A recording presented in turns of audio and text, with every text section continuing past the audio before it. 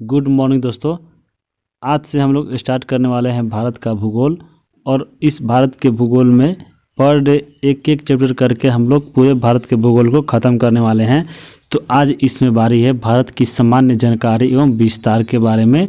इन सभी को हम लोग मैप के तहत देखते चलेंगे और अच्छे से विस्तार से समझते चलेंगे। आगे आने वाले आपके जितने भी एग्ज़ाम है, एक ही वीडियो देखने के बाद आप लोग को पूरा कवर हो जाएगा, इसकी गारंटी है। तो आइए हम वीडियो को शुरू करते हैं। सबसे पहले हम लोग देखेंगे भारत की स्थिति, यानी भारत कहाँ स्थित है ग्लोब में। तो ये जो आपके ग्लोब है, इस ग्लोब में अगर देखा जाए भारत कहाँ पर स्थित है, तो ये यहाँ पे ये भारत है। अगर इसकी स्थिति देखा जाए तो ऊपर की तरफ होते हैं नॉर्थ, और इधर ईस्ट, और यहाँ पे साउथ, और इधर वेस्ट। तो इसकी स्थिति देखा जाए तो भारत यहाँ पे है।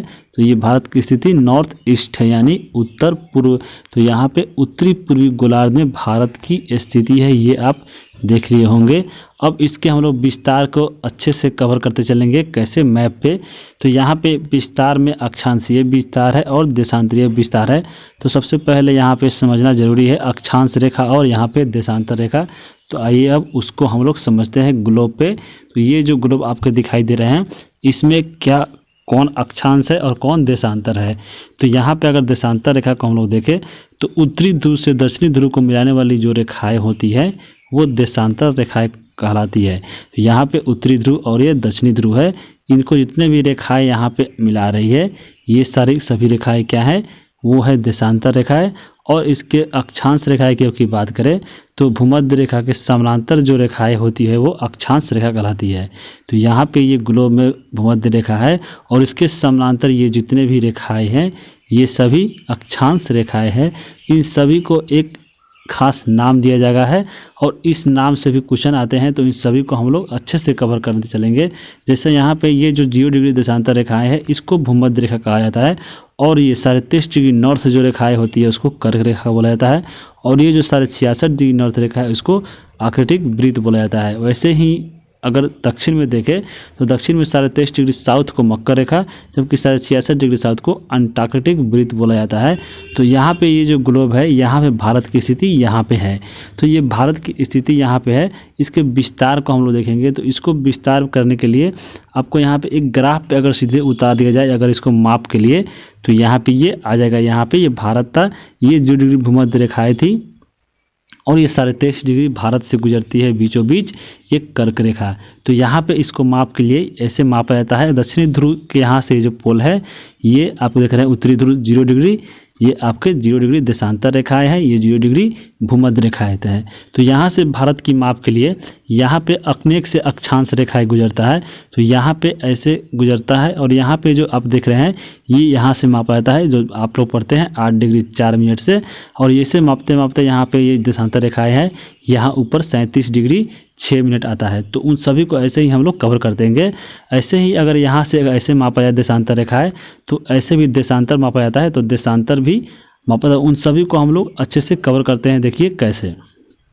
तो यहाँ पे अगर भारत की एक मैप बना लिया जाए तो यहाँ पे अगर हम देशांतरीय विस्तार पहले देखें तो देशांतरीय विस्तार आपको कितना होता है, 68 डिग्री 7 मिनट से 97 डिग्री 25 मिनट होता है।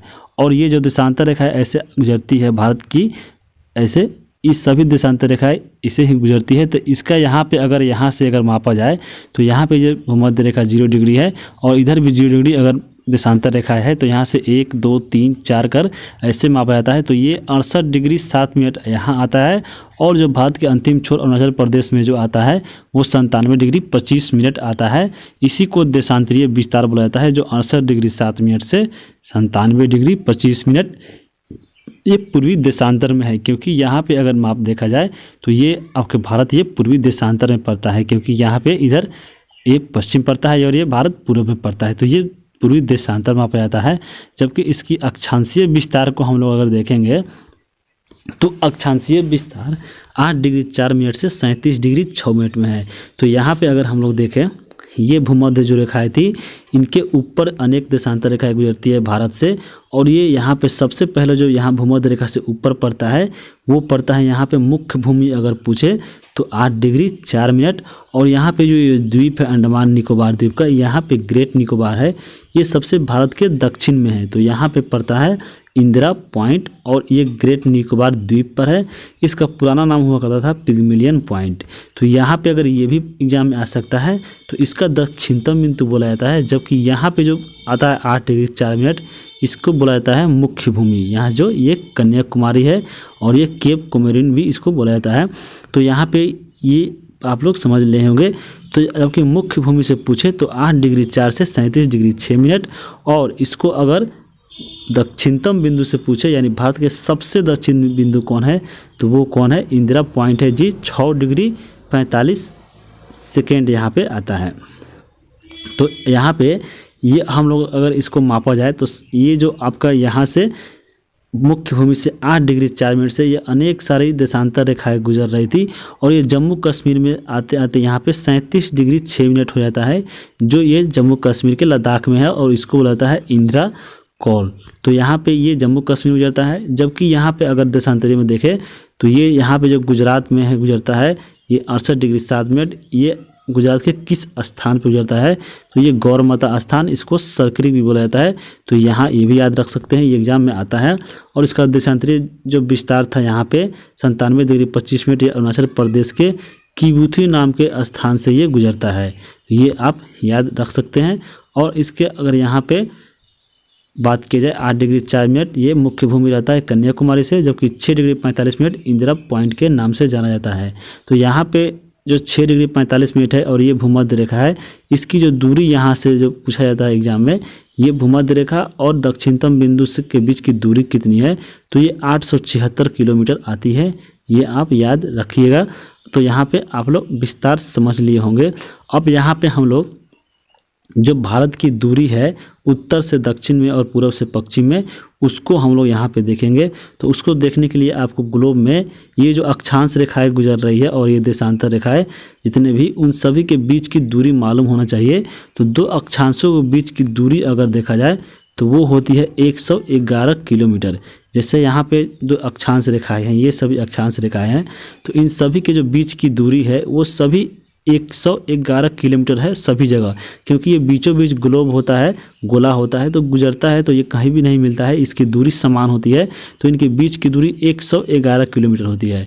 जबकि अगर बात की जाए इनके देशांतर रेखाओं के बीच की दूरी, ये जो आप देशांतर रेखाएं देख रहे हैं, इनके अगर बीच की दूरी की बात की जाए तो इनकी भी दूरी होती है 111 किलोमीटर, लेकिन सभी जगह ये समान नहीं होती है। क्योंकि यहाँ पे अगर देखें, ये अगर 0 डिग्री है तो यहाँ पे सबसे दूरी होता है देशांतर रेखाओं के बीच की। लेकिन जैसे जैसे आप ध्रुव की ओर अगर बढ़िएगा नीचे की तरफ, या ध्रुव से ये या भूमध्य रेखा से ऊपर की तरफ, तो इसकी दूरी यहाँ पे जैसे देखिए, ये दूरी यहाँ पे कितनी कम होती जा रही है। तो ये यहाँ पे दूरी घट रही है, जबकि यहाँ पे सबसे मैक्सिमम दूरी 111 किलोमीटर होती है। तो यहाँ पे आप लोग ये जो आप लोग याद रखिएगा, क्योंकि दो अक्षांशों के बीच अगर दूरी वो हमेशा 111 किलोमीटर सभी जगह होती है, जबकि देशांतर रेखाओं के बीच की जो दूरी होती है वो 111 किलोमीटर होती है, परंतु सभी जगह नहीं होती है। तो यहाँ पे ये आपको याद रखना है, 111 किलोमीटर होता है। अब इनसे हम लोग आप लोग देखिए कैसे दूरी निकालते हैं। तो यहाँ पे अगर ये भारत था, यहाँ पे इसकी दूरी अगर निकाला जाए तो देखिए अक्षांशीय अगर हम विस्तार की बात की जाए तो 8 डिग्री 4 से 37 डिग्री 6 मिनट था। तो अगर इन दोनों के अगर हम बात घटाए यहाँ पे, ये यहाँ पे 8 डिग्री 4 मिनट से 37 डिग्री 6 मिनट आता था, तो इसको अगर घटाइएगा तो यहाँ पे लगभग आपके 30 डिग्री अक्षांश रेखाएं आएगी। यानी यहाँ से लेकर यहाँ तक 30 अक्षांश रेखाएं भारत से गुजरती है। उन सभी के बीच की दूरी 111 किलोमीटर होती है। तो यहाँ पे अगर अक्षांश रेखाएं 30 लगभग में आती है, अगर एग्जैक्ट की बात की जाए तो 29 डिग्री 2 मिनट आती है। तो 29 डिग्री 2 मिनट क्या है, ये सभी अक्षांश रेखाएं हैं। और ये इनके एक बीच की दूरी क्या होती है, 111 किलोमीटर होती है। तो यहाँ पे 29.2 अगर गुना किया जाए 111 से, तो यही 3214 किलोमीटर आती है, जो भारत के उत्तर से दक्षिण छोर की होती है, ये 3214 किलोमीटर। जबकि इसके आपको एग्जैक्ट अगर 30 रहता तो वो 3330 करते गुना तो आता, लेकिन ये क्या है आपको 30 डिग्री पूरा नहीं है, ये क्या है 29 डिग्री 2 मिनट है, थोड़ा सा कम, यानी 3214 किलोमीटर ये उत्तर से दक्षिण की लंबाई है भारत की। जब से ऐसे ही देशांतरीय विस्तार की बात की जाए तो इसके एक कहाँ से था 68 डिग्री से 7 से 97 डिग्री 25 मिनट, यानी यहाँ पे 68 डिग्री और ये 97 डिग्री 25 था। तो इसको भी अगर आप घटाते हैं तो 29 डिग्री 18 मिनट, यानी इसमें भी लगभग 30 देशांतर रेखाएं आती है। तो यहाँ पे अगर बात गुना करें हम लोग 29 डिग्री 8 से 111 से, क्योंकि यहाँ पे ये जो आपके देशांतर रेखाएं हैं, देशांतर रेखा की दूरी क्या होती है, सभी जगह समान नहीं होती है। तो 111 से गुना नहीं करना पड़ेगा, थोड़ा सा कम से गुना कर पड़ता है, और यही गुना करने पे 2933 आता है। कहाँ से, ये जो आप देख रहे हैं पूरब से पश्चिम की लंबाई भारत की। तो 2933 किलोमीटर आप लोग समझ गए होंगे, और 3214 किलोमीटर। तो यहाँ पे इतनी बातें अच्छे से कवर कर हो गया होगा। अब चलते हैं हम आगे भारत के क्षेत्रफल की बात करेंगे। तो भारत का जो क्षेत्रफल है वो है 32,87,263 वर्ग किलोमीटर, जो संपूर्ण विश्व का जो क्षेत्रफल है उसका 2.42% है ये भारत का क्षेत्रफल। तो यहाँ से ये भी क्वेश्चन आता है, आप याद रखिए इसको। क्षेत्रफल की दृष्टि से जबकि भारत की बात की जाए तो क्षेत्रफल की दृष्टि से भारत का स्थान 7वां है, क्योंकि यानी इससे जो बड़े देश है वो 6 बड़े देश हैं भारत से। तो वो कौन कौन है, इसके लिए आप एक ट्रिक याद रखिएगा और आपको पूरा याद हो जाएगा। तो ट्रिक याद रखिएगा, RK क्यूबा, देखिए यहाँ पे ये है RK क्यूबा। तो ये मतलब क्या होता है, RK क्यूबा, R से याद रखिएगा रूस, K से कनाडा, C से चीन, U से USA और B से ब्राज़ील, और यहाँ पे A से ऑस्ट्रेलिया, और इसके बाद 7वां स्थान आता है भारत का। तो 7 ये आपका भारत है। तो ये आप याद रखिएगा, ये RK क्यूबा ट्रिक, और ये कन्फ्यूजन इससे नहीं हो पाएगा। तो यहाँ पे आप लोग पढ़ लिए होंगे। अब चलते हैं हम लोग आगे इसमें हम लोग देखेंगे पृथ्वी जो अपने अक्ष पर घूमती है वो 23.5 डिग्री अक्ष पे झुका हुआ है, वो सबको जानते हैं। यहाँ पे 23.5 डिग्री उत्तरी गोलार्ध में और 23.5 डिग्री दक्षिणी गोलार्ध के बीच के सूर्य की किरणें जो होती है वो लंबवत पड़ती है, यानी 23.5 डिग्री यहाँ से लेकर और यहाँ के बीच में। तो इसको हम लोग आगे ग्राफ पे देखेंगे अच्छे से, यहाँ पे सभी बातों को कर्क रेखा और मकर रेखा के। तो यहाँ पे जो आप लोग ग्राफ देखिए, और यहाँ पे भारत जो यहाँ पे स्थिति आप देख रहे हैं, यहाँ पे अगर सूर्य है तो सूर्य जो होता है वो यहाँ पे जो 23.5 डिग्री जो कर्क रेखा है और ये 23.5 डिग्री साउथ में जो मकर रेखा है, इनके बीच जो सूर्य की किरणें होती है वो लंबवत पड़ती है। यानी इन सभी के बीच में एक ना एक दिन, आपको साल में एक दिन यहाँ पे सूर्य की किरणें हमेशा सीधी ही पड़ती है, इसलिए इन क्षेत्रों में बहुत ही ज़्यादा गर्मी पड़ती है। और यहाँ पे जो सूर्य की किरणें जो मकर रेखा के नीचे और ये आपको, और यहाँ पे जो ये कर्क रेखा के जो पड़ते हैं यहाँ की किरणें तिरछी पड़ती है, इसलिए इधर आपके ठंडा क्षेत्र पाया जाता है। जैसे यहाँ पे सीधा रेखा पड़ती है, जैसे भारत में, ये देखिए भारत है यहाँ पे, तो भारत की जो यहाँ पे कर्क रेखा के नीचे यहाँ पे इतनी गर्मी पड़ती है साउथ में, और ऊपर की बात की जम्मू कश्मीर की तरफ तो ठंडी पड़ती है, क्योंकि यहाँ सूर्य की किरणें लंबवत नहीं पड़ती है, तिरछी पड़ती है। जबकि यहाँ पे साउथ में क्या बात की जाए तो ये लंबवत पड़ती है, इसलिए यहाँ पे ज़्यादा गर्मी पड़ती है आपको केरल में, यानी साउथ में जैसे राज्य है केरल, तमिलनाडु में, इन सभी जगह। तो यहाँ पे अगर बात की जाए यहाँ पे सूर्य की किरणें कब लंबवत पड़ती है, तो यहाँ पे याद रखिएगा 21 जून को अगर बात की जाए तो 21 जून के दिन क्या होता है, कर्क रेखा पे सूर्य की किरणें लंबवत पड़ती है, और यहाँ पे 22 दिसंबर को मकर रेखा पे सूर्य की किरणें लंबवत पड़ती है। तो यहाँ पे आप याद रखिएगा 21 जून और 22 दिसंबर को सूर्य की किरणें लंबवत पड़ती है। अगर आपको यहाँ पे बात की जाए यहाँ पे भूमध्य रेखा पे कब पड़ती है, तो भूमध्य रेखा पर 2 दिन पड़ती है, 21 मार्च और 23 सितंबर को जो होता है सूर्य की किरणें बराबर पड़ती हैं। और इसी दिन क्या होता है, इसी की वजह से यहाँ पे दिन और रात दोनों बराबर होते हैं। तो यहाँ पे याद रख सकते हैं 21 मार्च और 23 सितंबर को 2 दिन बराबर होते हैं, और यहाँ पे भूमध्य रेखा पर सूर्य की किरणें लंबवत पड़ती है। यहाँ पे अगर बात की जाए सूर्य की किरणें लंबवत यहाँ पड़ती है तो गर्मी पड़ती है, जैसे जैसे इधर तिरछी पड़ती है वो ठंडा पड़ती है। तो इसको क्षेत्र को यहाँ पे उष्ण में होता है गर्मी, तो यहाँ पे सूर्य की किरणें लंबवत पड़ती है, इसलिए उसको उष्ण कटिबंध बोला जाता है।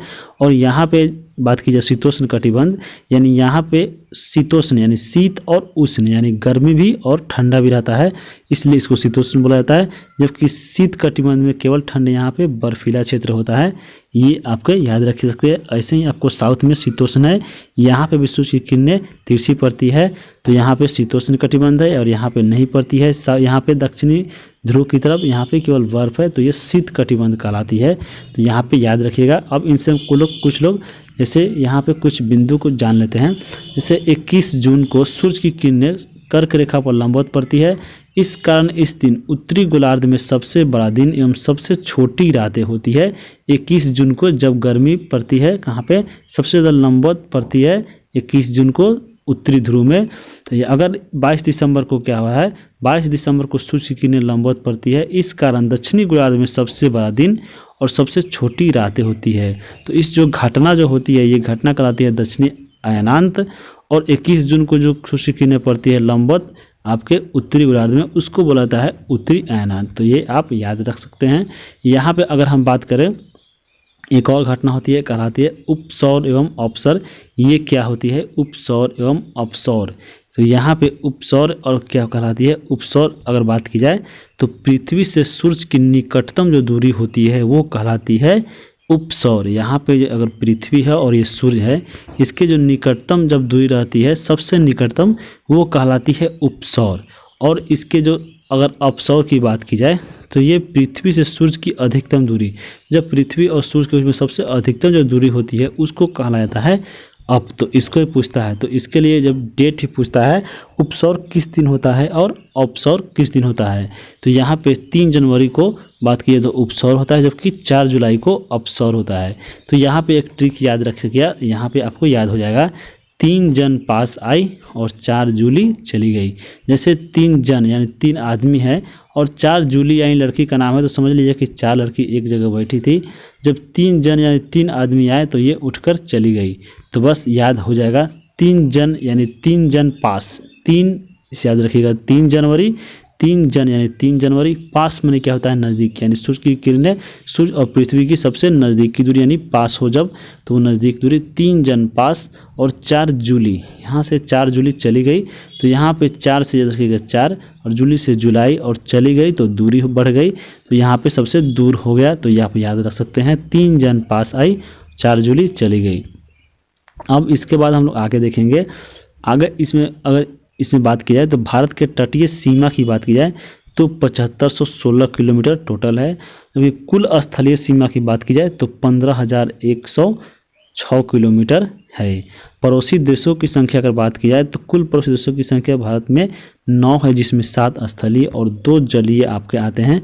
वो कौन आते हैं, श्रीलंका और मालदीव। तो ये भी हम लोग आगे पढ़ेंगे। अगर भारत में कर्क रेखा गुजरती है 23.5 डिग्री नॉर्थ से, तो वो 8 राज्यों से गुजरती है। भारत की मानक समय रेखा, इन सभी को हम लोग ट्रिक से देखेंगे। भारत के किस राज्यों से गुजरता है उन सभी को। मानक समय रेखा की बात की जाए तो भारत के 5 राज्यों से गुजरती है। सबसे लंबी सीमा अगर बात की जाए भारत की, तो वहाँ पे बांग्लादेश की सीमा है भारत के साथ। और सबसे छोटी सीमा अफगानिस्तान के साथ केवल गुजरती है, एक राज्य के साथ। सबसे अगर लंबी तटीय रेखा की बात की जाए तो वो गुजरात की पड़ती है, और इसके बाद आंध्र प्रदेश की। तो उन सभी को हम लोग आगे देखेंगे। आइए अब हम लोग देखते हैं कर्क रेखा को। तो कर्क रेखा क्या है, कर्क रेखा 23.5 डिग्री उत्तरी अक्षांश जो रेखाएं है उसको कर्क रेखा बोला जाता है। ये भारत के 8 राज्यों से होकर गुजरती है। जैसे ये जो आपकी रेखा जा रही है, ये आपके कर्क रेखा है, और यहाँ से भारत के 8 राज्य यानी गुजरात, अब फिर राजस्थान, उसके बाद मध्य प्रदेश, फिर छत्तीसगढ़, झारखंड, वेस्ट बंगाल यानी पश्चिम बंगाल, और यहाँ पे आपके आते हैं त्रिपुरा और ये मिजोरम। यानी भारत के ये 8 राज्यों से होकर गुजरती है। तो यहाँ पे आपके एक फेमस जो ट्रिक है वो लगभग सभी को याद रहता है। इस ट्रिक के तहत आप लोग ये आप याद रखने से कन्फ्यूजन नहीं रहता है आपके एग्जाम में, क्योंकि ये ऑप्शन में आते हैं छांटने के लिए। तो याद रखिएगा, मित्र पर गमछा, झार, और यहाँ पे 8 जो राज्य से गुजरती है कर्क रेखा, ये सभी आपको याद हो जाएगा। जैसे मी से हम लोग मिजोरम, त्र से त्रिपुरा, यहाँ पे पश्चिम बंगाल, प से और र से राजस्थान, फिर गमछा में अगर देखा जाए तो ग से आपके गुजरात, म से मध्य प्रदेश, और छ से छत्तीसगढ़, फिर झ से बाद में है जो ये झ से झारखंड। तो मित्र पर गमछा, झार, ये आप याद रख सकते हैं। अगर इसमें क्वेश्चन अगर और डीप में आ सकता है तो उन सभी को भी यहाँ पे हम लोग देख सकते हैं। यहाँ पे एग्जाम में आया था, जैसे पीसीएस और यूपीएससी में पूछा गया था कि कर्क रेखा की सर्वाधिक लंबाई वाला राज्य कौन है।